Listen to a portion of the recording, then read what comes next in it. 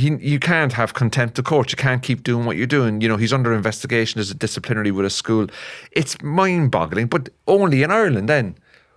Would there be stag do's going around where they dress the stag up as Enoch Burke and then they make him stand outside the pubs, like? And I think if anything that good has come from that story, there's stag do's. This fella's going, what are you dressing me up as?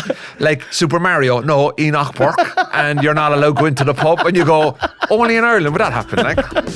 Hello and welcome to Conversations with Cornelius. I'm a comedian. This podcast is about my life, my wife, my likes and dislikes, hurling, football, movies, sex, drugs and rock and roll without the sex, drugs and rock and roll. There are going to be special guests and always regular contributors, but mostly it's going to be me and my main squeeze, the wife. So sit back, relax and enjoy Conversations with Cornelius. Hello ladies and gentlemen and welcome back to another episode of Conversations with Cornelius. I'm your host Cornelius. Life is good. Life is very, very good. It's busy.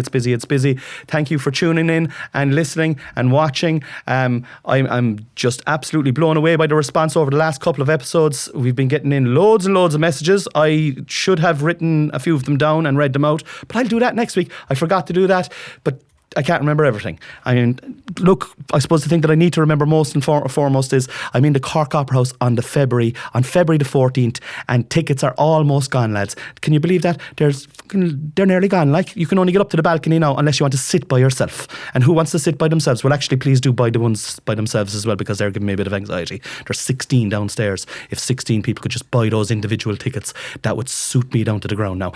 I have a Patreon. I got a couple of new members on the Patreon again last week. Absolutely fantastic. You can get a link to that Patreon in the description of this podcast.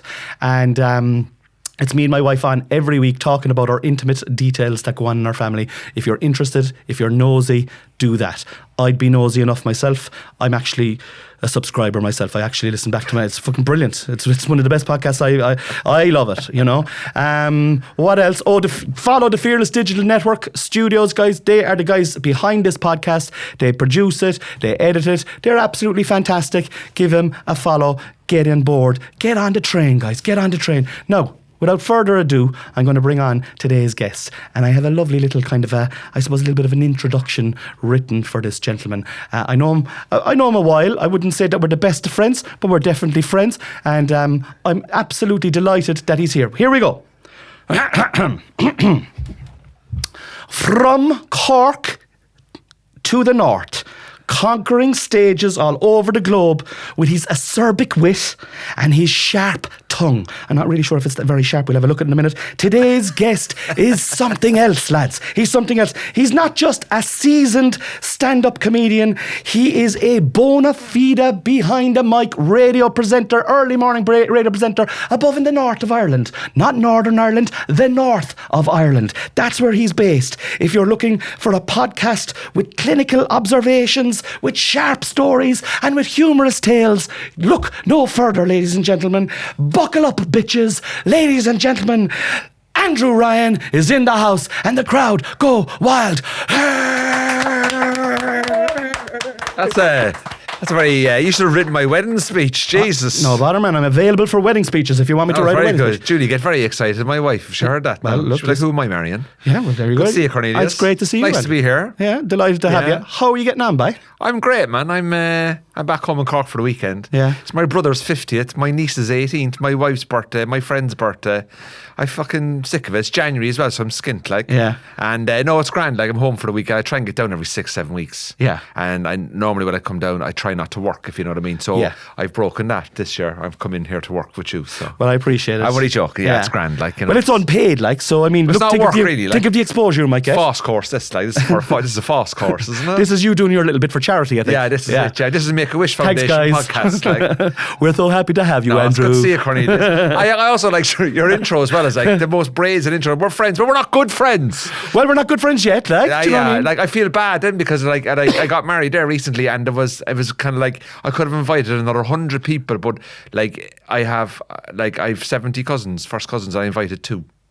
Like that. Were you feeling bad that you didn't invite me, is it? No, you know, but it's like you feel guilty then, like, you know. Well, Andrew, the fact that you even feel bad about that is fucking good. Like, I was talking about somebody else, not you. Oh, fuck's sake, man. I was about to elevate us to, like, you know, proper friends. But like, I have a lot of comedian friends who would be very close to, and obviously with comedians we don't see each other that often. But when we do see each other, we tend to talk a lot about comedy because they're the only people that can relate to what you go through as a comedian. Yeah. And a lot of people would always say to me, like, why do comedians always talk about comedy? Because I can't talk to comedy about you're a fucking accountant. Yeah. Like, how do you know about fucking writing material and dying in your hole and dealing with promoters? Like, like, do you know what I mean? You're working for someone else's money. Like, Yeah. I'm trying to make my own money here. I'm trying to move on. Yeah. So that's when you meet with comedians. It's very like you connect instantly. There's an instant connection. Where were you last night? Whose runs that? How long have you had a good gig? Where are you now? Where are you in tour? Where are you doing? What rooms you playing? So we're very kind of like, because there's so few of us, and we very rarely work together because we're all doing our own stuff. So very rarely that we're together. It's true. So when we are together, it's very much, I want information. Like, where have you been? What's going on? You're asking me the same. Who runs that? I must come up there. What's going on there? How'd you get on with that? I saw that online. That was good. Yeah. Do you know what I mean? Or that was shit. Whatever. 100%. I'm totally with you. Like, I mean, I think the last time I was in your company, I'd say it was in Dundalk. I was opening for you in the Spirit Store. Yeah. Well, you opened for me in Cork as well. And I opened for you in Cork as well. And like, I always, like, for me, what always blows my brain, right, is when anyone from Cork goes outside of the county of Cork and can sell a ticket. Oh, yeah. And I did 2 shows for you on the same day in Dundalk in the Spirit Store. You sold the both of them out. Yeah. Packed to the fucking rafters. You did an early show of 6 o'clock. Was it a 6? 5 o'clock. Was it a 5 o'clock show? Which is mad, like. And that's o'clock. mad. 5:30, 8. 5:30, 8. And I just, I remember us backstage just before we were going on, and you're spot on. And another thing that comedians do as well, there's no problem oversharing. I could be backstage with you and I said, do you know what, Andrew, I'm fucking suffering very bad from premature ejaculation there at the moment. Now, do you ever fucking use a Viagra or something? Yeah. Do you know what I mean? Yeah. Did you notice that with comedians? Can I say I have used it? You've used I Viagra? have used Viagra. It's fucking brilliant. It's mighty tack, yeah. Have you done it? I have, yeah, of course. Listen, Yeah. I don't need it. No, need it. I don't need it. I just did it for a fucking joke. If anything, I was doing it just to review the product. Yeah, same. But they got on to me, boy. Yeah. Yeah. I had collabed. They didn't accept it. No, I did it for the crack once, and I don't use it. Like, but I have used it, and 5 stars. 5 stars. Recommend to a friend. You know. No, I'm the same. I haven't used it. I'd say I haven't used it in maybe about 2 or 3 years. Yeah. But for the crack. Literally, is what you'd use it for. Yeah. For shits and giggles. Shits and giggles. Just for a bit of something to help you get over the line. Something for herself. Yeah. It's not always about me. It's not. No, you're just giving back. It's like you doing the podcast today. You're giving back. Care in the community. He's a caring guy, guys. He's a caring guy. Before we were in Dundalk. That was good. Dundalk, man. Dundalk. So tell me, I actually want to talk to you about your tour later on, because I have a few hard-hitting questions. Hit me with anything. The questions are fairly tough on this podcast. I hope you're up for it. But before that, I'm always interested in guests on what they're watching at the moment. On the Dodgy Box, on the Netflix, on the Sky. What are you watching? What's consuming you at the moment? We just started we're about 5 episodes into a show called Mr. Mercedes. Now we're a couple of years behind. Oh, that's your man Gleason, is it? Yeah, I think we're about 4 or 5 years behind. There's like 3 seasons, and we're about 5 episodes in, and we were driving down from Belfast here yesterday. I actually said to the wife, I'm giving up. It's too slow. Yeah. And she says, I don't know. We had a big discussion about it. We're watching that. We're also watching The Traders. Which one? The British one, because it's on now, and we watch the Irish one when the Irish one's on, whichever one's on. I love The Traders. So my wife is a big reality fan, you know? Yeah. And I'm a big, so we kind of have to give and take a little bit. Like, so for example, I'll happily watch The Housewives of New York, but I know Monday Night Football's on after. I'm putting in the hard yards between 6 and 8. And then at 8 o'clock, I've got 8 to 10. Do you know? Like when I come home, I'll be like, we'll have dinner out, put on The Housewives, we'll watch The Housewives, we'll talk about our day and all that. Housewives. Give her a bit of Housewives, and then I'll go, listen, there's a bit of Monday Night Football on there. You know, whatever, Everton are playing Crystal Palace or something, I wouldn't mind watching that. And she's like, I'll go upstairs to the studio, she's got an office in the house, I'll go upstairs, do a bit of work. I'm like, oh, you sure? And then she'll go upstairs and like, fucking play that brilliant, play the blinder. Give her what she wanted for a couple of hours. There's no flies I get a little bit by. back then, like, you know. I fucking love it. A little bit of pre-planning by. A little bit of pre-planning, like suss it out. Like, I always have to kind of like pre-warn her over games. Yeah. Football games, because obviously I'm a big Man United fan, so like obviously it's terrible at the moment, but I always watch them. And through thick or thin, you know that with Everton, it's mostly tick pain. for you. Like, it's mostly pain. It's just pain. Like, Bar- I'd say to her, like, United are on a 4. United are on a 4 o'clock, and tell her at 10. United are on a 4, and then like I would say to her, what you want to do this morning? I'll cook you breakfast. We go for a walk. We get a coffee. I'll do the washing. 2:00, United are on at 4. And then at 4:00, she's like, do you want to go and do this? I fucking told you, United are on at 4. I've given you the whole day to do all this. And now you're from 4 to 6, leave me alone. Yeah. But no, she's grand. Of course she's grand. But sure, look, that's the saga. But that's the thing. That's the thing of married life now. 5 months married now. So. Yeah, you're married for 5 months. 5 months. How's it going for you? Do you know what? Not great. I like it. I love it myself. I like being married, and I'm not going to, and you know the way you get a lot of people that might slag off their wives and stuff. I actually would say my wife has probably helped me a lot, relax more, and my wife's from the north, like I'll be honest with you, how my life has ended up the way it's ended up, I've had to learn how to accept it.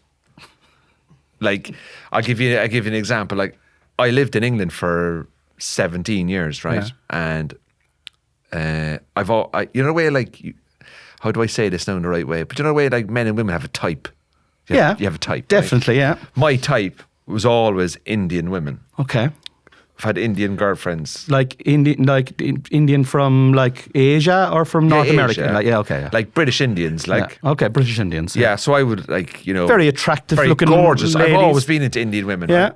And would you watch any of the Bollywood stuff for a bit of a... Oh, listen, loved it, right? And when you live in London, sure, the whole world's in front of you, right? And I always, when you're young and you're messing around, like, I thought there's difference between needs and wants.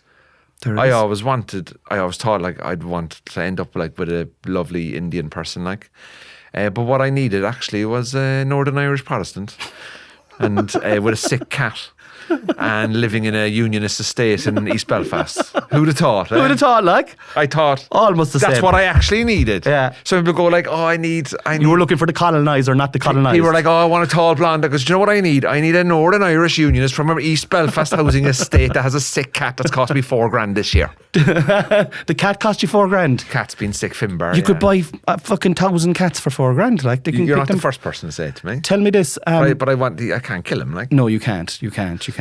Where do you keep your toaster? This is a real basic question now, but it's like that could be a contentious. That's one. Just listen. She's in my house. It's your house now, bro. No. Oh, true. Yeah. The way the toaster's been when I was in Carrigaline. Okay. It's exposed. Perfect. We're going to play a little game before we get into the belly of the conversation. This is a fairly popular game. You might have heard of it. It's kind of taken over the world. It's called Trending Topics. Right, Trending Cornelius Topics. Patrick O'Sullivan. We might add that in going forward. That was nice. So basically, it's something that's trending. I'll throw it out. Yeah. Let's see what happens. Hashtag Enoch Burke. Oh, Jesus, that fella. Yeah. He's still going, is he? He turned up to school again today. Do you know what? If there's one man there that you can doff the cap to and go, resilience. Dedication. Resilience, dedication, quite frankly, a fucking lunatic. Oh, absolutely. But exciting story, and knowing that there's a film director, film producer somewhere sitting back going, because I always think that, like, whenever there's a tragedy in the world, they're always sitting there going, yes, brilliant. Film directors. That's yes. Yeah. Like, gonna get a great film out of that. Do you know that they left him out again from prison yesterday, right? I read a small bit about this today. And he turned up again. But he didn't ask to come out of prison. They just said, "Come on, get out," and he still turned up. The judge was for maybe work. calling his bluff, was he? I don't know. Like, would you turn up? Like, I was all my life. I was trying to get away from school.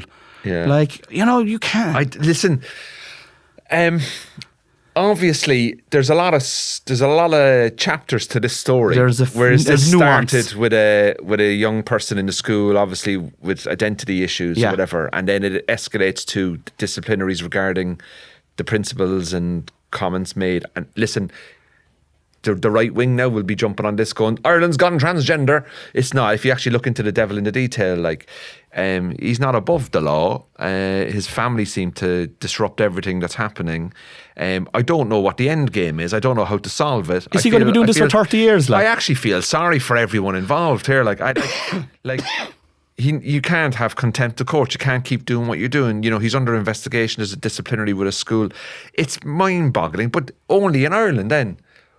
would there be stag do's going around where they dress the stag up as Enoch Burke and then they make him stand outside the pubs, like? And I think if anything that good has come from that story, there's stag do's. This fella's going, what are you dressing me up as? Like Super Mario? No, Enoch Burke.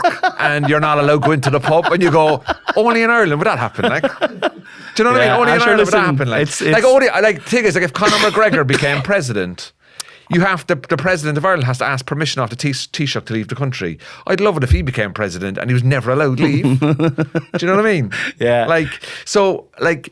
It's sad for everyone involved. I don't know how to solve it. There's no solving it. But it's fascinating. Man, I don't know how to solve it. Like even if he did, I was thinking, even if he did get into school, if they said, you know what, Enoch, we were thinking about it. Fuck it, come on away in. Sure, his classroom must be totally different. All the students are all completely gone. Do you know what would be really mad now? If the school in Mullingar, what are they called? Hospital, Joseph's Hospital or something, I don't know what they're called. If they just shut down and said, we're actually closing. We're closing. The school is going to close and we're going to become a building site, right? And we're going to become a motorway, right? And all the teachers went off and got new jobs and all the students got put into all these other schools. Where does he go then? Where does he turn up to the fuck? Where does he go then? Yeah, you fucking bollocks. Did you think of that? If you shut the school down, then he turns up at another school, well then... That's trespassing, definitely. See what I mean? Yeah. I don't know. Look, whatever it is anyway, I doubt he's getting the ride. There's no girl out there going, swiping right and him going, hobbies include standing outside fucking primary school and Mountjoy. Like, go, where are you taking me for the weekend? Well, I'll take you to the school. I'm supposed to be working there. Do you want to come? Like, do you know what I mean? Like, I can't imagine what his Tinder profile is. Just a picture of him outside school. Like, going, I do not like adventures. I like being in the one place at all the time. Or I like sharing a cell. He has a bit of a bad boy thing with the jail, though. Like, I mean, that's going to attract a certain type of woman as well. He's a Christian fundamentalist. Oh, he is. Yeah. So he won't be having sex before marriage anyway. But there's the family element there as well. The family are involved. The brothers and sisters are all causing trouble in the courts and stuff like that. I'll tell you what, they're a close family. They're all on the same page. Do you know? I'd give them that. Like, I mean, if you want your family to back you up, have a look at the Burkes. They're a crowd that'll get behind you, even if you're a complete raging lunatic. Yeah, but ultimately, I as much as we can take the piss out of it, there's also an element of, like, it comes up in the news every 6 months. You're thinking, is he still going? Fucking fair play to him. Like, yeah, fair. Like, do you know what I mean? You have to give him a bit of credit. He is now the most unemployable person in Ireland. If you think about it, like, he is probably the most unemployable. Can you imagine now this all gets resolved in the next 6 weeks? Let's pretend it gets 6 weeks.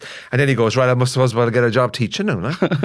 Because that's all I do. I've resolved my issues with the school, like, and I'll be honest with you, I miss the lads in Mountjoy, but like, and then he applies to Christian Brothers College in Cork. Do you really think they're going to look at that, go, Enoch Burke? They're going to be like, get the fuck. No one's going to employ him. No, like, he's fucked. He won't even get the interview. So, like, it's the only hill he's got left to die on. Yeah. Like, after that, what's he doing after that? Sure, I suppose he's still getting paid. He may as well turn up. I mean, it's in a way, it's well, a great job. The government are going in taking the money out of the bank account, isn't he? He got Are a they load of still taking fines all or his something. cash? He got a load of... Look, people might comment on this now. I believe Enoch Burke is in there. Listen, fucking chill out and relax.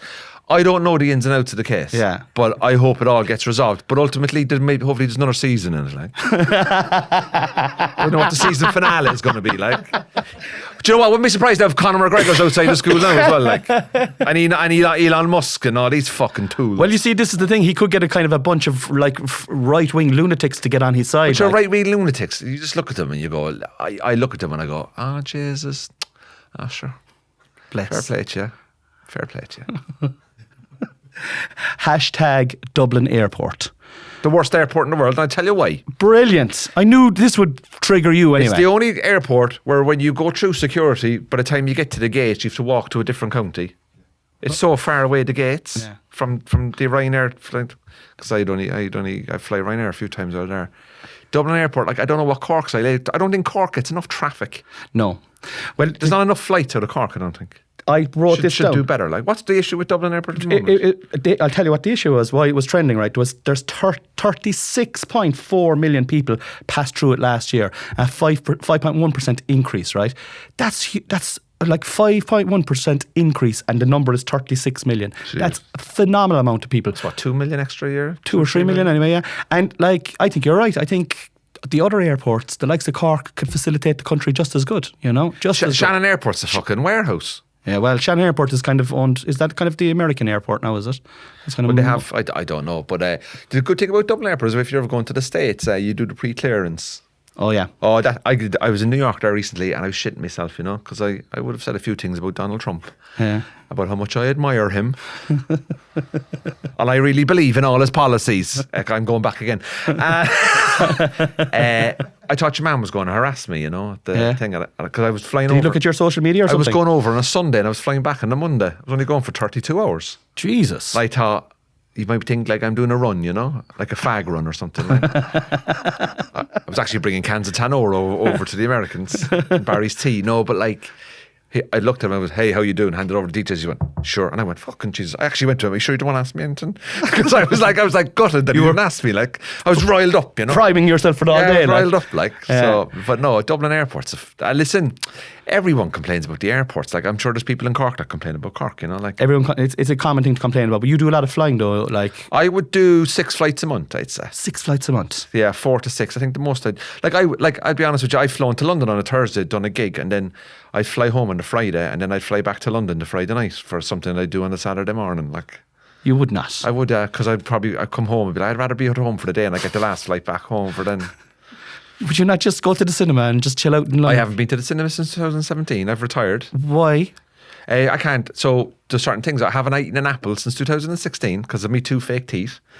I haven't been to the cinema since 2017 and I haven't built IKEA furniture since 2019. So there's a lot of things I've retired from the last few years. The thing is, you get older, you start prioritising. Like, I never built IKEA furniture in my life. No, I wouldn't do IKEA now anymore. No, it's not. I like Swedish people, but I just think the way they've tricked us is fucking unbelievable. Like, it's Lego for adults. Like the way they've tricked us. It's like Tesco self-service checkouts. It's like they're taking the piss out of us. Yeah, and they're charging you for the bag as well. And you're like, what the fuck? I steal the bag. Do you steal a bag? I won't pay for the bag now at all. Sometimes I go into Tesco with a little bag. Just let them know I have other options. Yeah, I do my shopping a little sometimes. Yeah, what about it? Yeah. Just back to the air, so 6 flights a month. I would do, EasyJet or Aer Lingus or British Airways. Now I would have a bronze status with British Airways now. I'm absolutely fucking buzzing with that. I'm a points collector. Do you know with Revolut, you've Revolut, don't you? I do, yeah. If you pay extra for the Revolut, I think it's $7.99. Is it $7.99? Sterling anyway. It gets you into the points. Yeah. It gets you into the room. Do you know that room that you go in that you avoid all the things? You get the food and the beer and all that kind of stuff. The lounge. Yeah. The lounge is the word I was looking for. Are you in that? I've frequented the lounge. Yeah. Yeah. I don't have the lounge with British Airways. I have it with Aer Lingus, but I don't fly with Aer Lingus that much. Don't you? So I can't swap it over. Yeah. It's disappointing. Yeah. But with the lounge anyway, there's a lot of people on phones talking a lot about important business stuff, and that would annoy me. Yeah. Well, people annoy me in general anyway. The general public in general get on my grate. Oh yeah, when they're in groups of people, like not like individual people or crowds that come to shows, but like groups that attach themselves, like freaking like what the type you're talking there now, they'd be like gesticulating in front of each other on the phone. Oh, the phone, like talking on the phone about big business deals, and all that. Yeah. And then what I do then is I play YouTube really loud next to them, like they walk away, like. #Fox.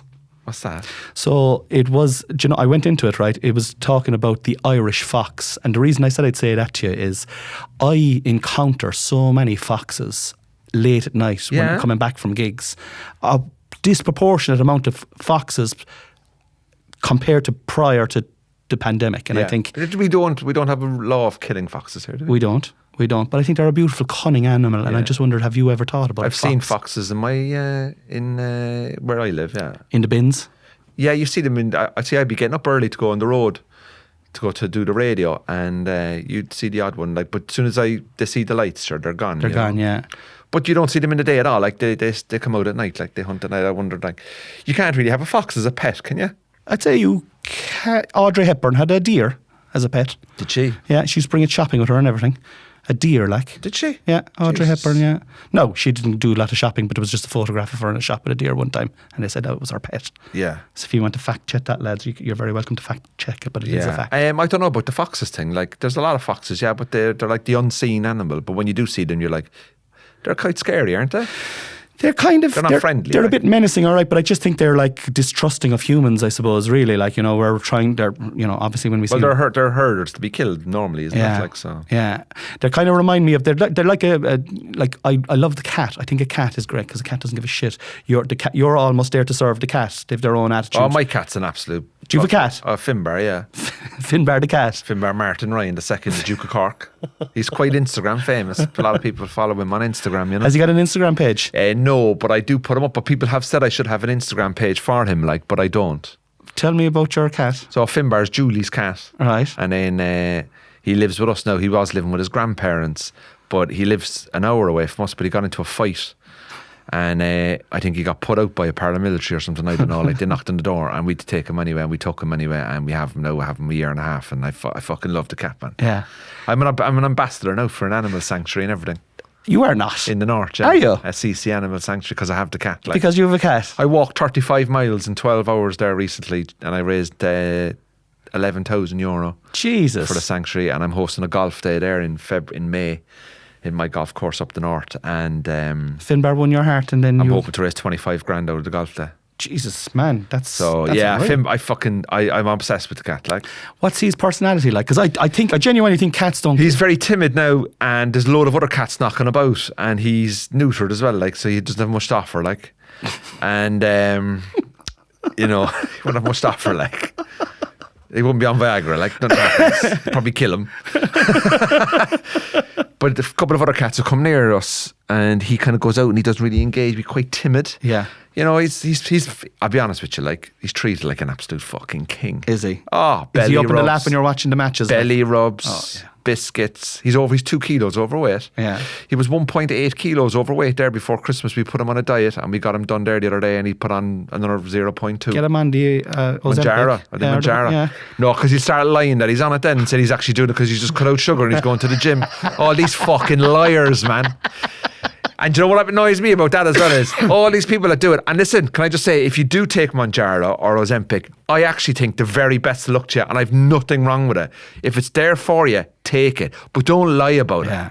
That's the problem I have. I got a script for it before Christmas. I haven't cashed in the chips yet, but I'm going to cash it in after my opera house because I don't want to lose, because I have a few jokes about my weight as well. Like, but I'm going to lose a load of weight. Like, I'm going to lose 2 or 3 Well, good luck to you, and I hope it works out for you. Thanks, Andrew. I And when you appreciate drop that. dead in 10 years, don't say you weren't warned. But like, I will be doing a heavy gym routine as well. Could probably be mostly down to that. Do you know what? I remember when you were doing that diet, the carnivore. I was watching you on the Instagram. You were putting up your video, day 8 of the carnivore diet, and you're like lying in a pothole crying or something but you fucking stuck at it, like. Well, you see, I try and do something every year at the start of January every year for a month. What are you doing now? I'm doing 369 at the moment now. What's that? It's affirmations. 3 in the morning, 6 in the afternoon, 9 in the There's nothing to do with your diet. You're just thinking. I'm trying to work my mind now this year. I'm not. How the fuck is that? You got to lose weight by thinking? I'm just telling myself I'm going to be 10. I'm going to be 10. You're not one of these people, are you? Give me $1 million. Yeah. And next thing $1 million, fucking knocking the door, and there's $1 million. Like Jim Carrey. Listen. Oh, look, listen. Cornelius, listen, next thing you know, you'll be doing recce and sea swimming. Like. Yeah. I can get the fucking bad vibes off you here, man. Jesus. Weird vibes off you. I just think this. Look, there's certain things I believe in, and then there's certain things I think certain people are doing that I think are masking fucking trauma that they should be dealing with, rather than actually going, do you know, I was healing. I like it when my feet touch the ground because I'm connected to earth. No, you're just walking like every other fucker walks. Like, just relax. So your head is like a goldfish bowl, right? Your head's like a goldfish bowl. My head's like a goldfish bowl. Peter's head's like a goldfish bowl, and it's full of all stuff, right? Okay. At all times, all stuff, all ideas. Your show, Julie, the radio, the birthdays this weekend. Will I get the Viagra again? I said I only did it once. I know I'm pretty much addicted to it. I'm going to cancel that. There's loads of stuff in your head, right? And you're not really controlling. Maybe you are now to a certain extent, but most people don't control their thoughts properly, right? So with the 369, the theory behind it, I'm not saying it works. It works for me. It has worked for me in the past. But the theory behind it is you So there's things I want to do in my life, right? I want to be fitter. I want to be healthier. I want to have more longevity. I want to have more success as a comedian. I want to be really happy with the work that I produce and all this kind of stuff. So I've written an affirmation, right? It's about 4 or 5 sentences long. And in the morning, I'll write it out. Now, it's physically to write it out is a pain in the hole, right? Write out 3 times, okay? And then in the afternoon, I'll find space in my day to write out 6 times. And the last thing I'll do before I go to bed is that I'll write it down 9 times. So you're reinforcing it. I'm reinforcing it, right? I'm reinforcing what I want.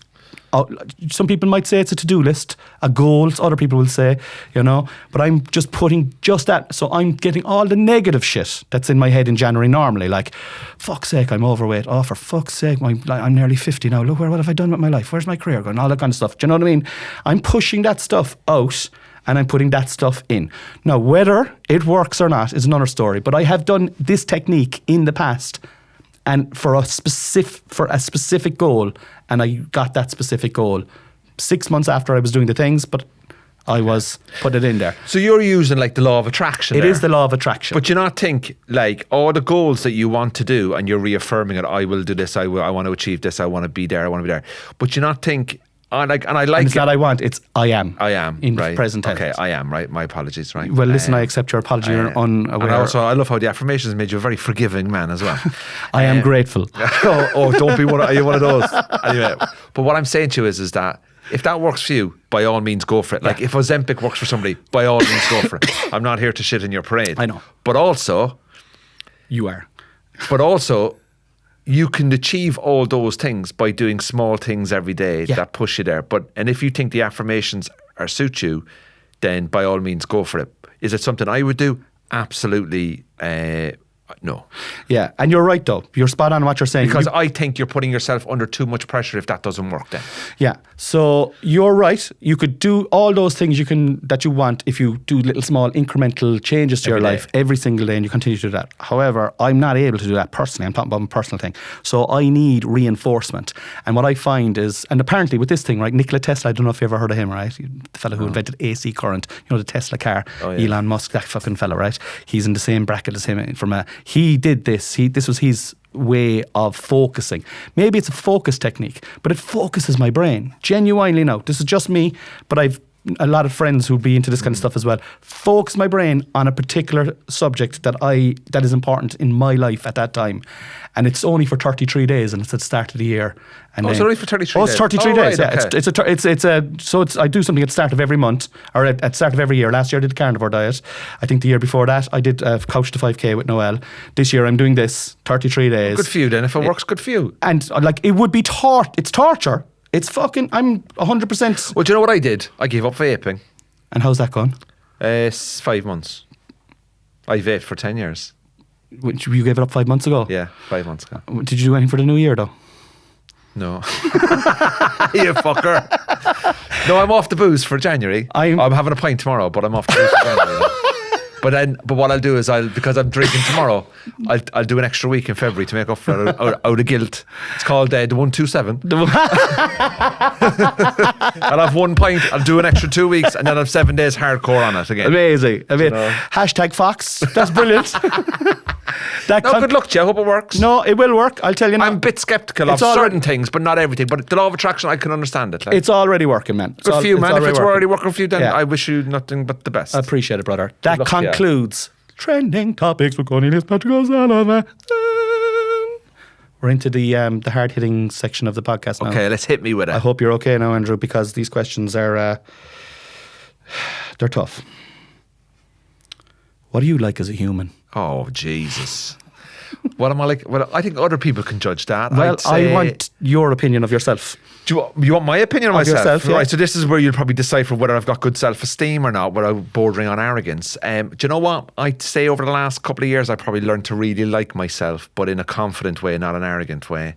I like what I stand for. I like my morals, and I like how I engage with people. And I like the fact that I can put in boundaries when needed from people as well if I need to. So I think I've got good self-awareness, and I like that. Yeah. I always trust people until they give me a reason not to trust them, Yeah. That doesn't happen that often. But I think overall, do you know what? I'm I'm grand. I'm not extreme in many things. I'm just plodding along, doing my thing and enjoying it. And you're having the crack. And I stick within the speed limit. Yeah. Do you ever break the speed limit? I have, yeah. Yeah. So you said that's how you are in the last couple of years. So what were you like, we'll say 10 years ago? So It's a disaster, Cornelius. Yeah. 10 years ago. Jesus, if I was to put it into personal and professional stuff, professionally wise, I was having a great time. I was actually, I was on a circuit in England doing the clubs. I was flying. I'd signed with a big agency off the curb who represent McIntyre, Kevin Bridges, Darragh O'Brien, all that. Jack D, Ramesh. they're probably the biggest in They're the the biggest, UK. yeah. Signed with them. And They're your English agent. Lisa Richards is your Irish agent. yeah. And then signed with them, and they were really good to me. And then I was all over the place personally. Like I was like, Were you? oh yeah. I mean, I wouldn't really have had long relationships or anything. You know, I'd be single for 6 months, and then I'd maybe go on to a dating app and do some dating, and then you'd meet someone, you date them for 7 weeks, and then they're like, oh, what do you want to do at the weekend? I said, well, I'm off to Birmingham, Lee. I'm doing 20 minutes Friday, Saturday night, be home Sunday, I'll see you Sunday. They're like, well, this doesn't work for me. I'm like, well, I'm not fucking stopping doing comedy. Yeah. I don't even like you. You drive Renault Clio, like. Do you know what I mean? Which is a great car, by the way. One of my, I had that car as well. And, but, you know, I was all over the place. Yeah. Like, and then... Would it be fair to say that you were like you're driven more towards your career than like your... always, but this is the problem. I was probably too driven. Were you? I was so driven in comedy that it probably hampered me a little bit, you know. It can though, can't it? It I can want- really infect your social life or just Yeah. your regular life. I've noticed that myself. I missed like christenings, weddings, stags, all because I wanted to do comedy. And then I was like getting to the top of the clubs, and I was like, come on, where's the next stage? And I'd done like 5 Edinburghs in a row, and I had built up a nice following in Edinburgh. And I was like, What's come on, next? Yeah. come on. And I just could never get over the line. Yeah. I couldn't get to the next. I'd say I've done about 18 TV shows in England, like on BBC, Sky and all this, like Comedy Central, Russell Howard's Good News. Did all of these things, and it just never clicked. Yeah. You know, sometimes people go on stuff and they get more stuff off the back of that. I was always getting one thing, nothing. And then eventually I was can be demoralising, I was right? just like, I started to get a bit annoyed, like. And then I'd start blaming other things rather than looking at myself. When you were blaming other things now, would you blame, would you ever look, we'll say, with the green-eyed monster at comedians, we'll say, who were getting maybe more opportunities, who you might have thought, I'm as good as that person. Not saying that they were shit, but I'm at least as good as that person. And they're always getting opportunities. Would you ever have any bit of that? I had a little bit of it, but it would never come out in public. Yeah. It'd be mostly internal. Like. Yeah. And then I eventually kind of stopped care. Well, I had to stop caring. My mum got diagnosed with cancer in 2017. Christmas, I'll never forget the phone call. A week before Christmas 2017. And then I moved home in March 18 to live with her here in Carrigaline. And then I stopped completely then. Like, I was How long did you stop for? Well, I say stop completely. Like, I popped into City Limits, Yeah, yeah. and I'd pop over to London and do 2 or 3 gigs. But I stopped writing, and Yeah. I was basically just doing gigs to keep my hand in. Yeah. You know, to keep on the radar. Like, because I'd spent, 13 years building it up. I didn't want to drop it all. Because it is a fear as well, isn't it? It is a fear, and you hear other artists saying, you hear musicians say, you hear actors saying, if I'm not working, I'm not relevant. If I'm not relevant, like if you're not out there, people don't know you are there. And then, it's the constant fear. Yeah, like. and then, so I kind of didn't really care. Not that I didn't care, I just wasn't interested in doing it because my mum's diagnosis was pretty bad. So I was spending as much time as I could with her. Going to England for the odd gig, getting a break as well, because my family my brothers and sisters were working Monday to Friday, and I would gig Friday night and Saturday night. So I'd say to the family, I'll do Monday to Thursday, and then you take over at the weekend, and I'll pop to England. So I'd be up in Cork Airport every second weekend, Yeah. getting a Ryanair over to Stansted on a Friday morning, doing 2 shows on a Friday in London, 2 shows on a Saturday, sleeping in the airport. I'd get to the airport at 1:30 in the morning. Security at Gatwick opens at 2:30 in the morning, and I get through at 2:30 for a flight or Stansted, whatever. And I go down to gates or somewhere. I'd sleep in the airport. Like, I want to talk more to you later on, actually, about your mum, if you don't mind. Yeah. But like that, to anyone listening, right? Like, I can understand that. I can understand that. I understand the traveling that goes on. But like, I often hear from people going, "Oh my God, it must be very lonely on the road." But I would imagine that period of time would have been very traumatic. It was very traumatic. Yeah. Yeah. Yeah, it was very traumatic as well because, like, you know, my mum was a nurse for 40 years. She got terminal stage 4 cancer, like, and they gave her 6 months. She did 18, and then she passed away up in Marymount. And then, yeah, it was pretty bad. Like, there's lots of other things kind of going on as well. Like, and when she passed, then I was like, I didn't really give a fuck anymore, you know. Like I didn't really. Not that I didn't care. I was like, air comedy doesn't really matter like as much, you know. Like, my mum's passed away there. Like, I mean, whatever. Like, you know. And then the pandemic happened. So the pandemic happened like 5 months after. And then, so obviously I'd lost my mum and I was just starting back doing comedy. And then the pandemic happened. I'd been invited to Australia to the Sydney Comedy Festival. And I was supposed to go in May 2020 and they'd offered it to me in like November 19. And we were like doing the planning and the flights and where I was going to go and what I was going to do and all that. And then this disease was coming out of China or like early January or whatever. Anyway, cut a long story short, lockdown. China. And then cut a long story short, come March then, obviously we were in lockdown. So I'd split up with my girlfriend. I'd lost my mum. I was now in a pandemic, living in England. I was on my own. I had no family. Chris Kent was a mile down the road. He was there as well. So me and Chris would meet up and be 2 metres apart. We'd meet for coffee in the park. Do you remember all those days? I remember. We'd queue up to go into the supermarket, yeah. Right? So then I panicked and I was like, what the fuck? So I, for a bit of a laugh, bought a house online in Belfast for a bit of I don't know what was going on in my head. Like, I'll buy that. You can buy a house up there for the price of a Twix. Especially in the Unionist area. Yeah. So I arrived up there with the big guy ahead of me, like, and sure, they love it. And are all your neighbours Unionists? I think so, yeah. And do you get? I assume they're all like lovely people, like brilliant people. Yeah. Oh, they're great. Like, yeah. I couldn't care less. Is there a bit? And obviously you don't give it, and you neither should you, to be honest.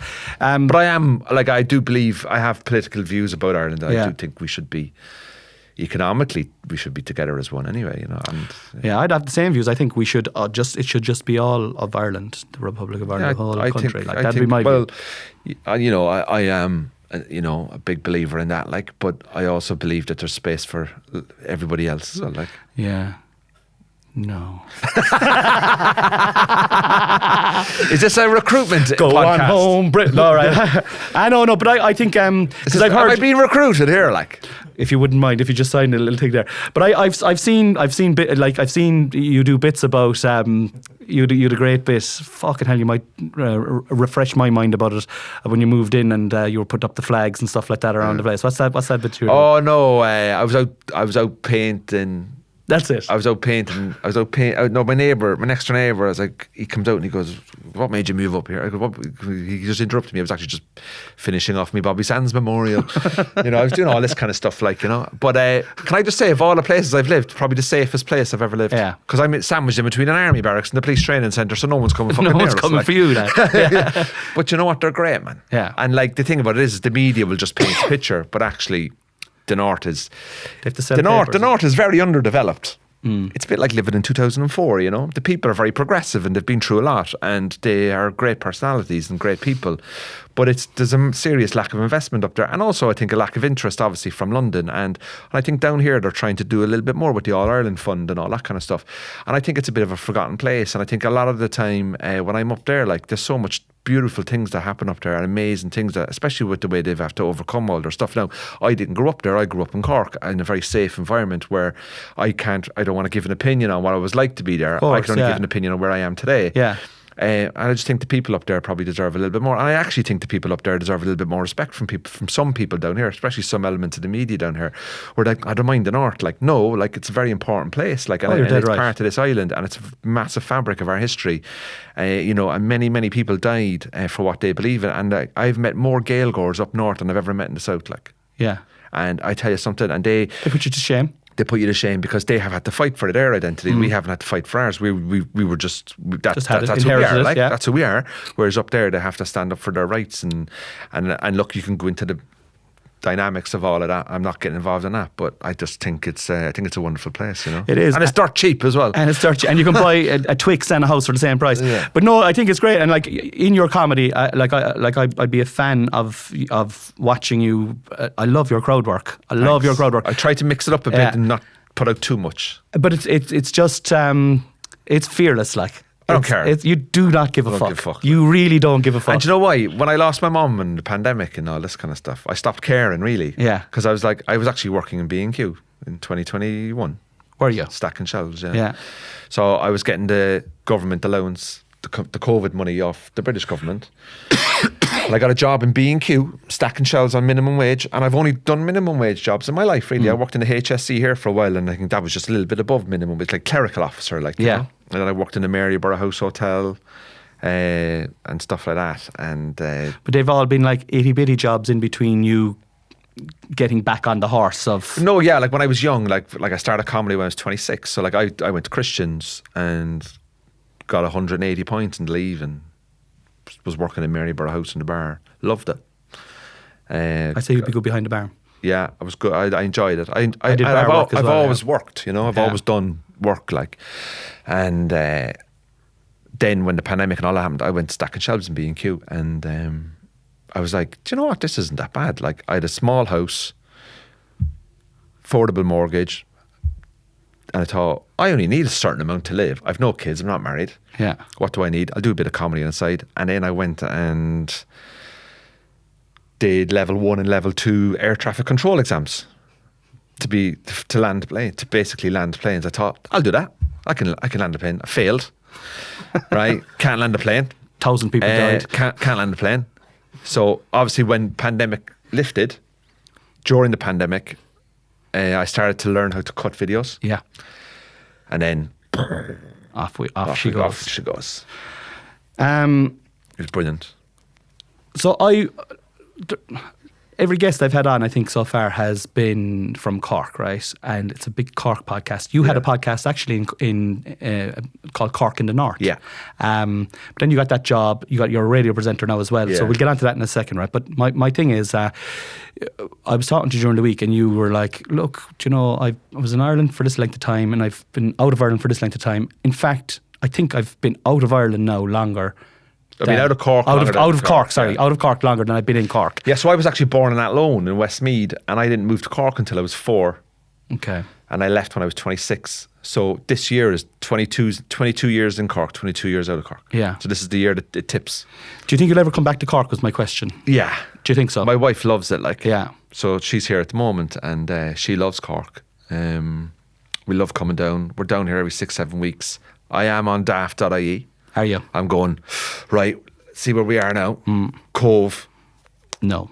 Passage. Oh, Cove Ramblers, yeah. Cove Ramblers. Passage. Yeah. Douglas. Rochestown. Have a hernia. Looking at the house prices there. Mahon. Ballincollig. Sure, every fucker's out there.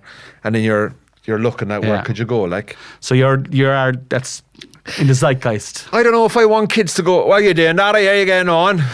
I want kids to go, all right, boy, who's it going? No, I don't know. Yeah. I don't know what way the cards will be dealt. But at the moment, I like my cards. But I do miss it down here sometimes. Yeah. There are certain things, there's just a little bit, I have a fierce graw for the place, you know. But it'd be great to have you back, like. It would be absolutely amazing to have you back. I'd run for Lord Mayor, like. Yeah, well, I'd shut the fucking place down. You'd get it easy enough. I'd love to come back down. I think you know, Chris made the move back obviously a few years ago, and sure, like, me and Chris would be best mates. I'd speak to Chris a lot on the phone and stuff, and he's over there, and he said it was the best thing he's ever done. But kids change everything. We don't have any kids now, I must admit. We're dinkies, double income, no kids, fucking on the boys. Oh, nice. You know what I mean? But the minute a baby comes along, if we do have a baby, I'd be like going, oh Jesus, support structure. Where is the support structure? Everything changes. We don't know yet. Yeah. So it isn't something that you've ruled out anyway. I can't see myself being 75 living in East Belfast, if you know what I mean. To be nice to be, you know, you and your 70s, right? Chris in your 70s. I'd be in my late 70s. And We'll all be cancelled for all our things we've said. wouldn't it be lovely to be? I could just see 3 pints of Beamish, you know. Going, And we do our annual show at the Everyman. Old stories from back in the day. Back in 2004. Do you remember podcasts? do you remember those? We used to have those. Yeah, all electricity be gone, all Wi-Fi be gone. We'd be living, it'd be just like the old times, like the stone masses. Remember those? The rock masses. Yeah. That's if Trump gets into Greenland. We're getting through this. This is brilliant. Yes, I'm enjoying it. You are a fascinating, beautiful man, all right? In both ways, at this exact same level.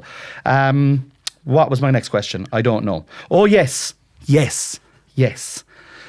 So this kind of fits in lovely to what you were saying. You said you kind of gave up and then you started cutting videos. Yeah. And you were not gave up now, but you just didn't give a fuck. You know? Stopped, yeah. And you were saying to me on the phone during the week, you kind of plateaued.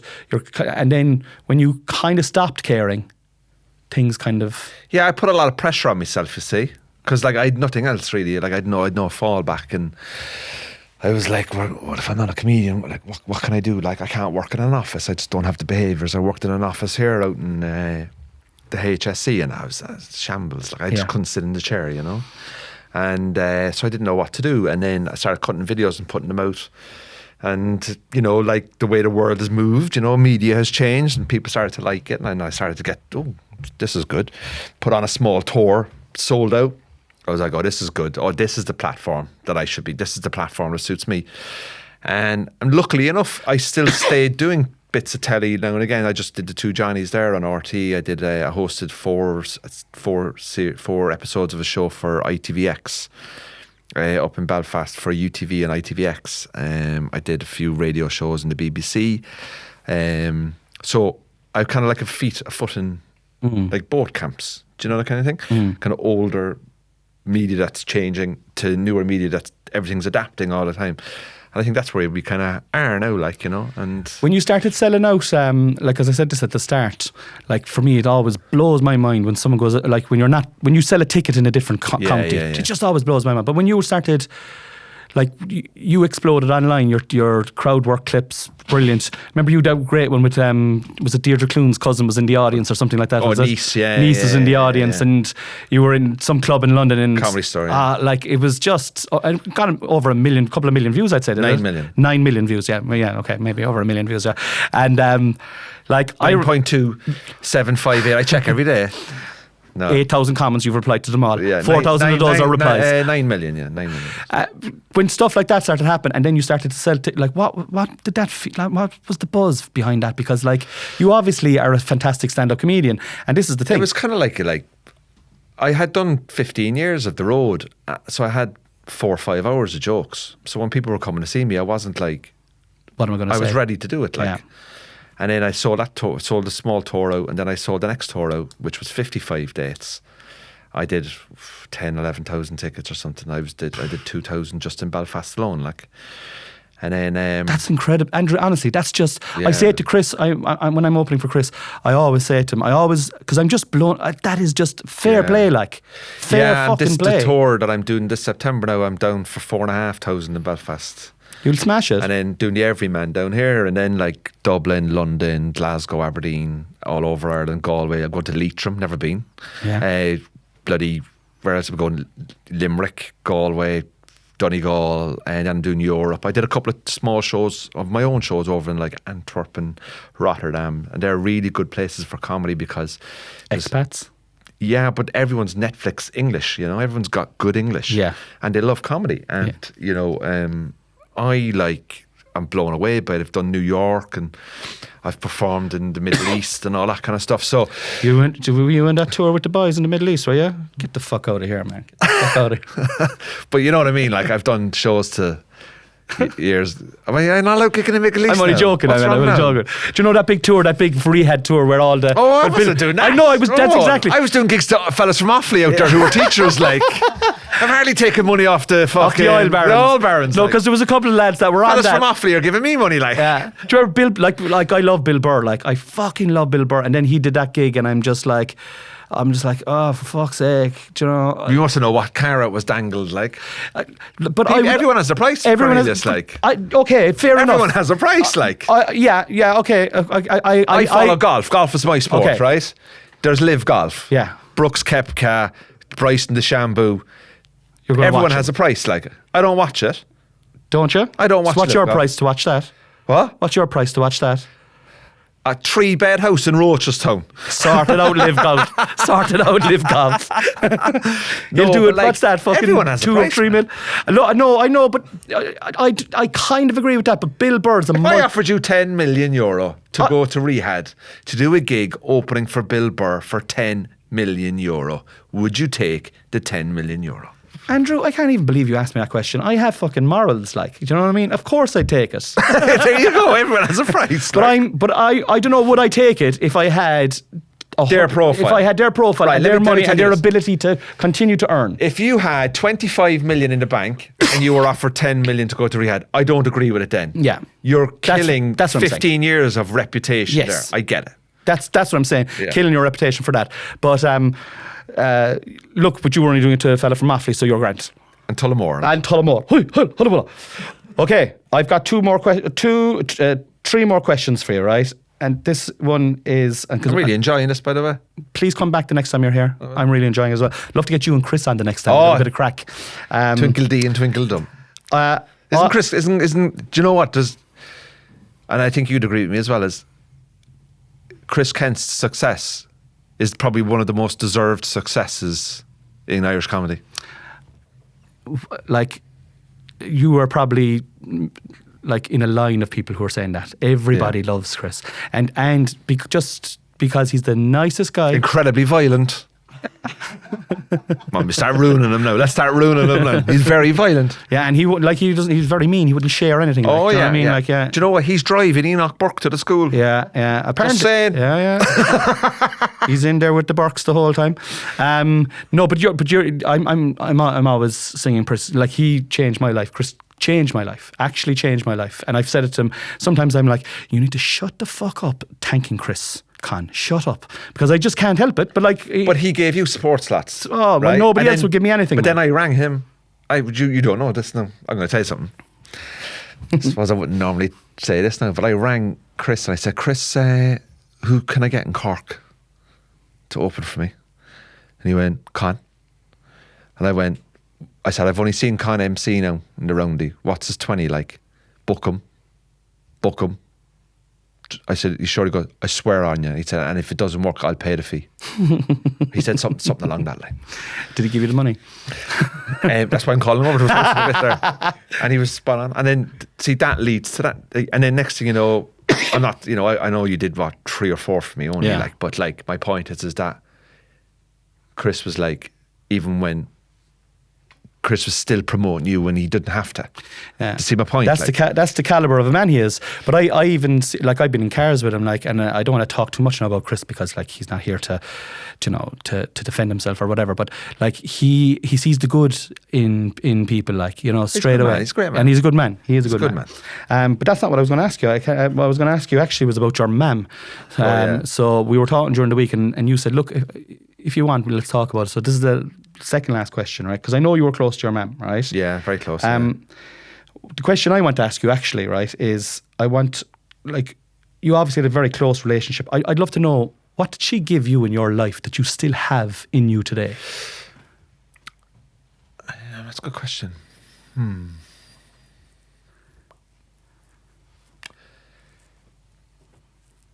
And there's no such thing as dead air really on podcasts. Do you know what? She was always very good at seeing someone that was down on their luck and kind of helping them. My mum used to do a lot of volunteer work with teenage pregnancies, a charity called Cura, and she used to do a lot of work with people who had anxiety. And she was a nurse, you see, so she was very caring, right? And she always used to say to me, like, just make an effort. You'll be all right. If you make an effort and it goes well, you'll never regret it. Yeah. If you make an effort and it doesn't go well, you'll still never regret it because you made the effort.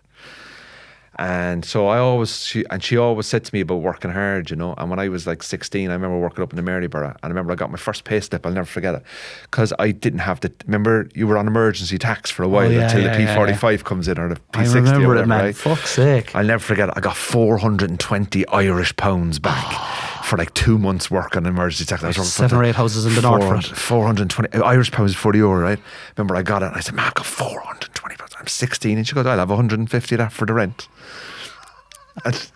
And she was joking, like, but I did give her like 50 quid or 75 quid or whatever.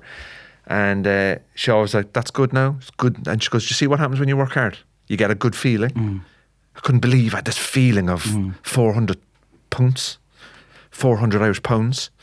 And the charity work that you do to this day as well. It's interesting, like if your mum's looking after, like sometimes people don't even realise what they're doing later in their life is a reflection of But you know what the mad thing? But it's my mum's in the middle of chemo, and she's a obsessive John Spillane fan. And I emailed EMI Records in 2018, and I said, "Look, you don't know me, but like my mum loves John Spillane, and my mum's got terminal cancer, and I was wondering, would John be interested in coming to my house and playing in our kitchen, sitting room lounge kind of thing?"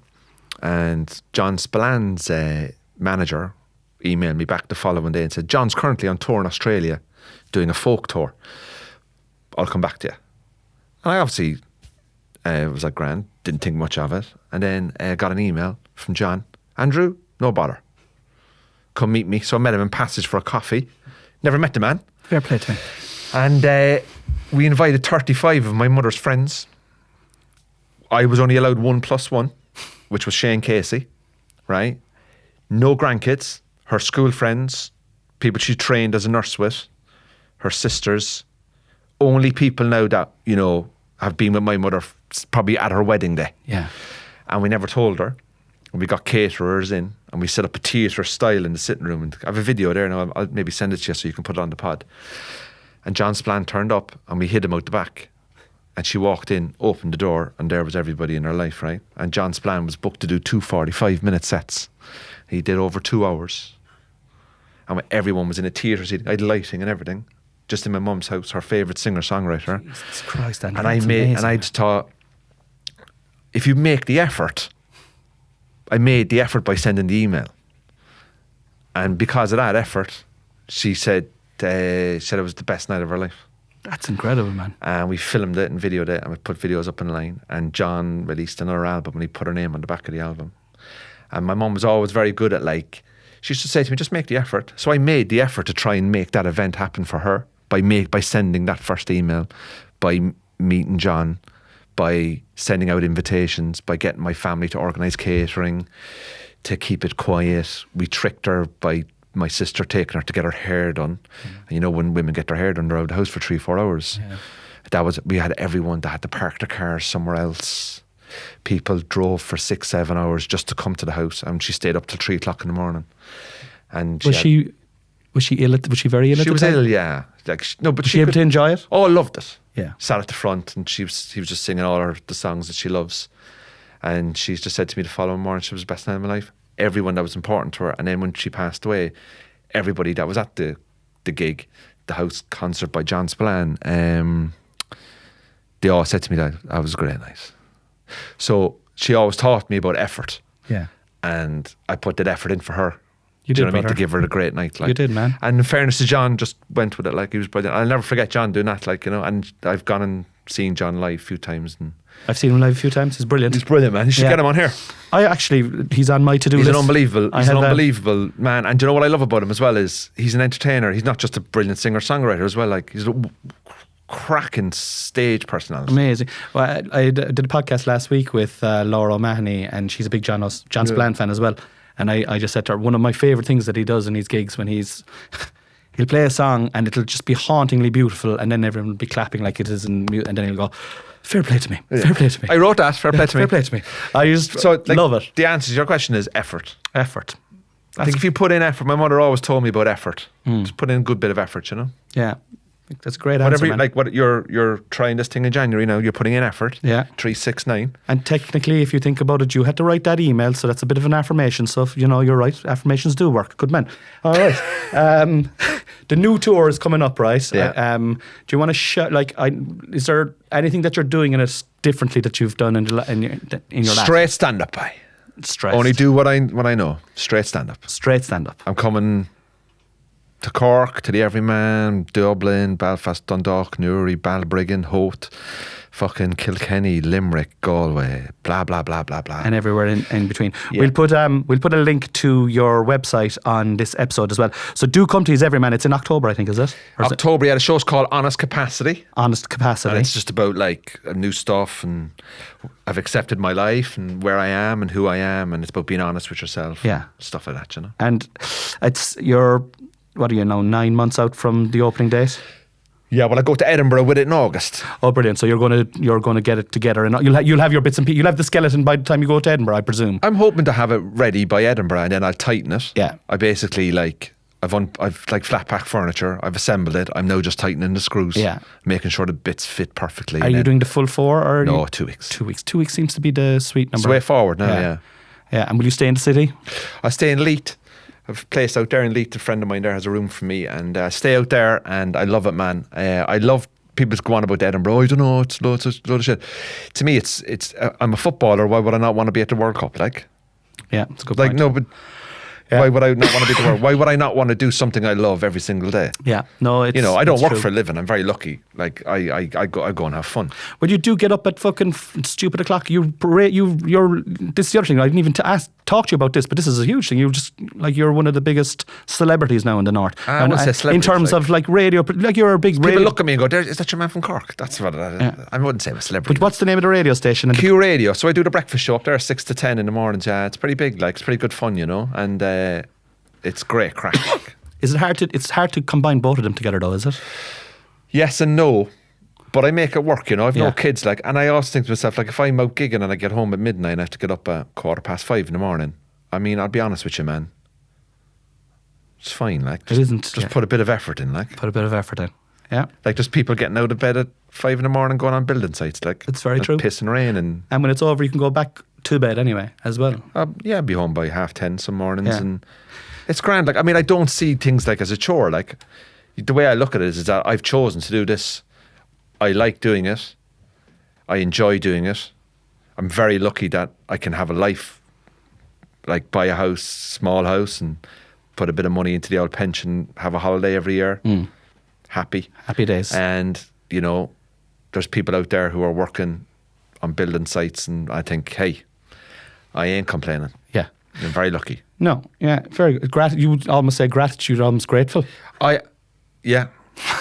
This fucking thing you're doing, man. It's 369, man.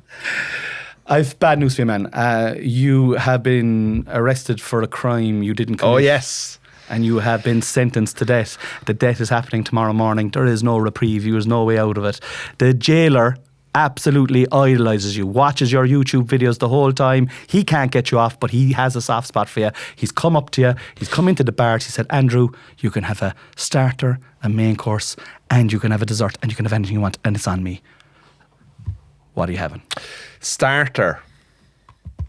Pate. Yuck. Pate. Pate. I love pate. By itself. Have you a cracker? No, with a bit of bread, Oh, what's that? Liver, is it? Is pate liver? Is it duck's liver or something? I don't like a bit of pate, no? No, I never got into the whole pate scene. Duck's egg. No, forget about it. Right. But is it what like? Do you know what my favourite meal is? Go on. I know people go, oh, I love Thai food, man. The smell of the sauces. And, when I was in China and all this fucking shit, I love a good fucking stew by. A good stew by. And a bit of bread with a bit of butter, and you dip it in with a bit of salt, you mix it round, and you dribble it, and you get the fucking stew and a bit of fucking dirt, or a Mackie D's. So are you going to go for the stew? I love stew. So are we having is it a beef stew? Yeah, it's traditional stew. Carrots and potatoes inside this. And bread and brown bread, soda bread with butter, and you dip it in, and the fucking juice, man, the juice, and you're like, I'd die for this, and you're thinking that literally that's going to happen. Like, and then for dessert, then I'd have pavlova. Pavlova. Okay, yeah, I can get behind the pavlova. Love pavlova. Definitely get behind the beef stew. The pate, sure, look, we're all Okay, each if I to their don't do own. pate, then to be honest with you, I just ask for 2 stews. Like the chicken wings, I'll have that as a starter and I'll have it as the main course as well. yeah. Andrew, it's been absolutely fantastic No worries, having thanks. you on, man. I'd love to come back. I really enjoy your company, Cornelius. Me too, brother. Let's do it again. Enjoy See you, Cork. man. And I wish you the best with your affirmations. Thank you, and I wish you the best with your tour. Thank you. Good night, Irene. Good night, Irene. I'll see you in my dreams.